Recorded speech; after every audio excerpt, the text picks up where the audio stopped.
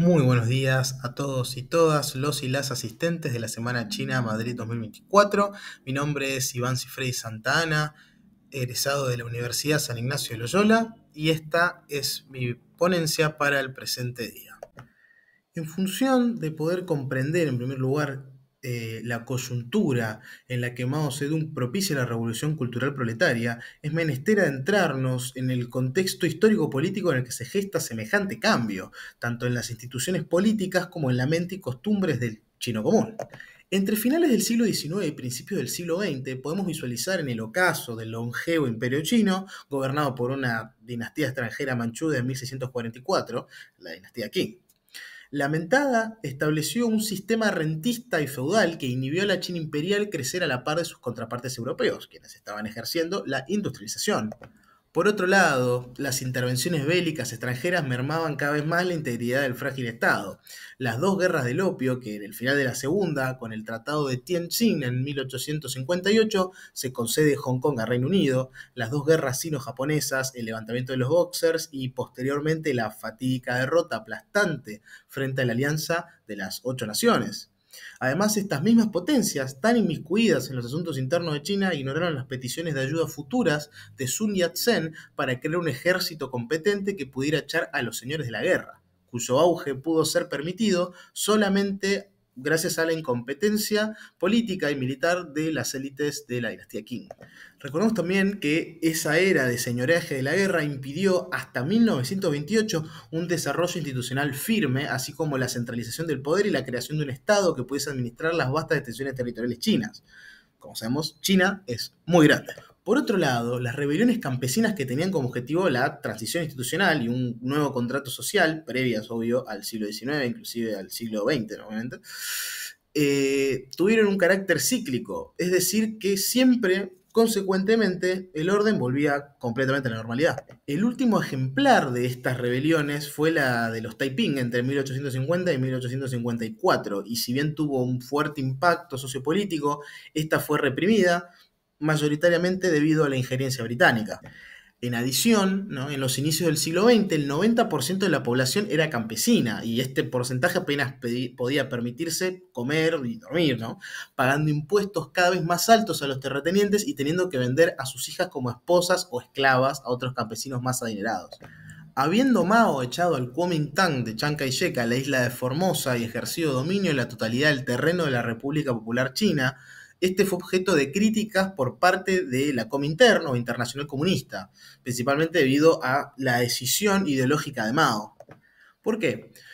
Según el marxismo, para que exista el comunismo debe haber existido el socialismo, y para que éste exista, el capitalismo, para asegurar la existencia de los medios de producción. Sin embargo, en el caso de China no habían medios competentes de producción, tampoco burgueses, ni proletarios, en gran cantidad por lo menos, ¿no? Y por ende Mao propone al campesinado como la cuarta clase, y esto genera desasosiego en la Comintern por aparentar ser un revisionista, que evidentemente no era la misma corriente ideológica. Luego de los altibajos del gran salto adelante, que como va a ver se cobró la vida de 36 millones de personas, la República Popular China se encontraba a vísperas de la gran revolución cultural proletaria. Teniendo en cuenta que había fallecido Stalin en 1953 y el vacío de poder político, ¿no?, que dejaba semejante evento, las sociedades de la órbita soviética vieron despertar un nuevo anhelo, digamos, por la libertad de expresión, y tanto Polonia como Hungría fueron presas de tal anhelo durante sus mermadas revoluciones. Por supuesto, el pueblo chino no fue ajeno a tal sentimiento y tanto los intelectuales como los críticos del partido se demostraron airosos, evidentemente, de percibir, digamos, ciertas libertades políticas y artísticas. A la par de aquello, y como fruto del proceso de desestalinización soviética, Nikita Khrushchev fomenta cierta apertura respecto a las libertades políticas y de expresión en los países de la mentada órbita, ¿no? Es decir, que a causa de esto, que en 1956 aparece la política de las 100 flores. Si bien la consecuencia de esto es la evidente, la crítica, en definitiva las expectativas se superaron bastante, con creces, porque se gestó, digamos, una crítica generalizada al monopolio del poder político, a la falta de discusión política en un modelo y partido que supuestamente apelan a las masas populares, la ineficacia e ineficiencia del poder judicial y su dependencia del Estado, y la evidente carencia de libertad de expresión. Por ende, y por razones obvias, esta política solo duró un año y se puede apreciar la posibilidad de que haya sido una mera arma política. Tenemos que considerar que en ese entonces se estaba evaluando la posibilidad de realizar el gran salto adelante y semejante maniobra iba a requerir de un unánime apoyo político. La repentina apertura y contundente cierre de la campaña de las 100 flores permitió desenmascarar a los revisionistas, digamos, y aparte desacreditar las críticas buenas que podían generar cierto mello en la esfera de influencia del partido, confundiéndolas con las expresiones pasionales y banales que salían en los diarios, básicamente, que en la gran muchedumbre de opiniones poco podían distinguirse entre sí, y de esa manera pudo tachárseles de enemigos del partido y ser purgados. Luego de la catástrofe del Gran Salto, toda la gente que murió, Mao fue depuesto de su cargo de presidente por el Politburó y se mantuvo como jefe del partido y como jefe del departamento de propaganda. Hay que recordar que murieron, se estima, entre 15 y 55 millones de personas durante la gran hambruna china causada por el Gran Salto Adelante. Sin embargo, recordemos, Mao era jefe del departamento de propaganda y este cargo le sirvió para llevar adelante el movimiento de educación socialista con la finalidad de crear una cultura revolucionaria y posteriormente la gran revolución cultural proletaria.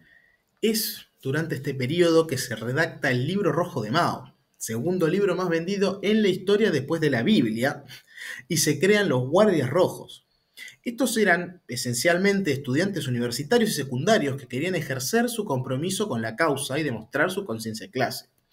Este acabó siendo el ejército personal de Mao, seguían sus órdenes palabra por palabra y fueron el brazo político que legitimaba sus acciones y decisiones.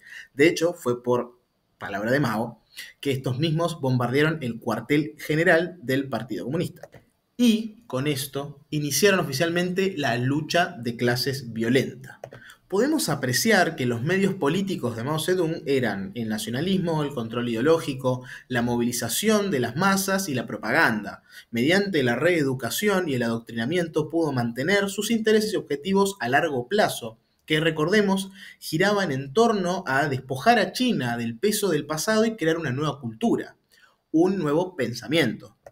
Al determinar enemigos tan amplios como las 5 categorías negras, se permitía asimismo tener una herramienta de purga constante a la cual podía apelar si alguien opinaba en contra de él. Digamos, alguien que no necesariamente cualquiera, no una persona cualquiera, sino alguien que tenga poder y pudiera bifurcar, digamos, el camino de la revolución. Porque si la persona que ya no tenía suficiente poder, era el mismo brazo de los guardias rojos el que iba a encargarse de rectificar.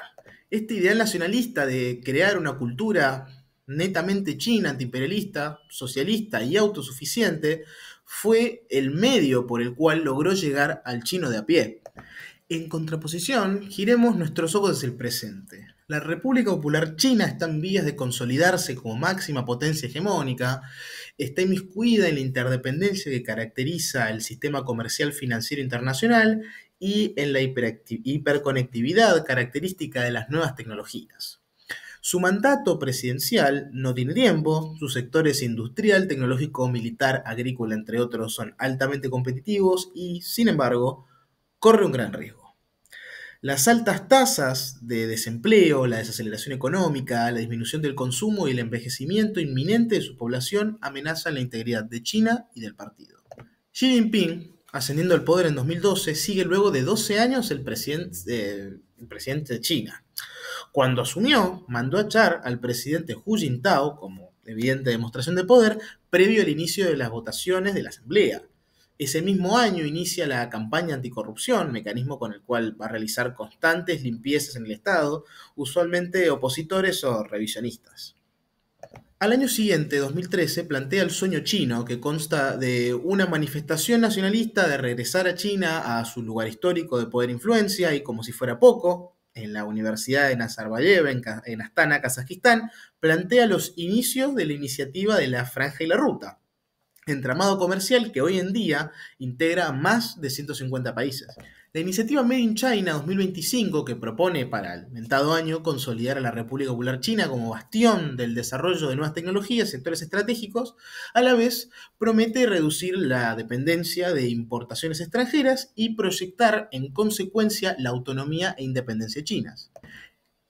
El poder gradualmente acumulado por el mandatario se incrementa exponencialmente cuando en 2018 consigue que la Asamblea Popular Nacional eliminase los límites del mandato bajo los pretextos de estabilidad del partido y rejuvenecimiento nacional, es decir, unas políticas de Estado mantenidas sobre el tiempo.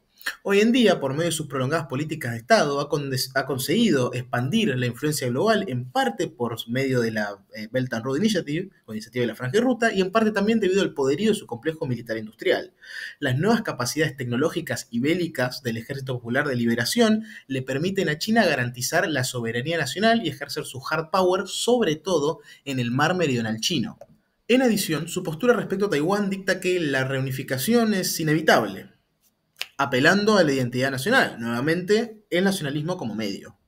Respecto a Hong Kong, Xi Jinping justificó la represión percibida durante sus protestas en 2019 como una legítima defensa frente a semejante amenaza a la unidad y soberanía chinas, logrando pasar la Ley de Seguridad Nacional de Hong Kong en 2020 y afianzando su control sobre este. De la misma manera, ejerce un control absoluto sobre la cuestión de Xinjiang y los uigures, forzándolos a mimetizarse a una unidad identitaria nacional.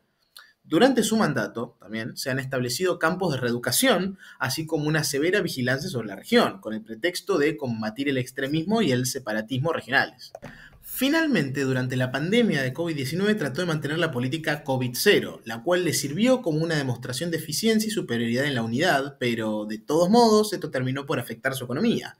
Las consecuencias de esto fueron la exacerbación de la desaceleración ya percibida ligeramente en años anteriores, la cuantiosa reducción de su consumo interno y la alarmante alza de desempleo. Es menester tener en cuenta que constantemente se nota acá el mensaje de unidad, unidad y unidad en pos de, defender también la característica, unitaria del sistema político chino, es decir, que existe en un partido. Se está defendiendo hoy en día por tantas críticas a este mismo sistema que ellos mismos llaman democracia con caracteres chinos. Las principales diferencias entre Mao Zedong y Xi Jinping se pueden visualizar en relación tesis-antítesis respectivamente. Aislacionismo e interdependencia, centro-periferia, colectivismo, capitalismo de Estado, obviamente con caracteres chinos, e idealismo-realismo. Mao hace especial énfasis en la cultura, en la reinvención de la visión del mundo del chino común en relación a cómo interactúa y se desenvuelve en la sociedad, al igual que las instituciones, por supuesto, que lo gobiernan. En contraposición, Xi busca destacar en el mundo, demostrar poder y ser el pivote del mundo a través de la Belt and Road Initiative. A su vez, Xi es infinitamente más moderado en sus acciones respecto a Mao.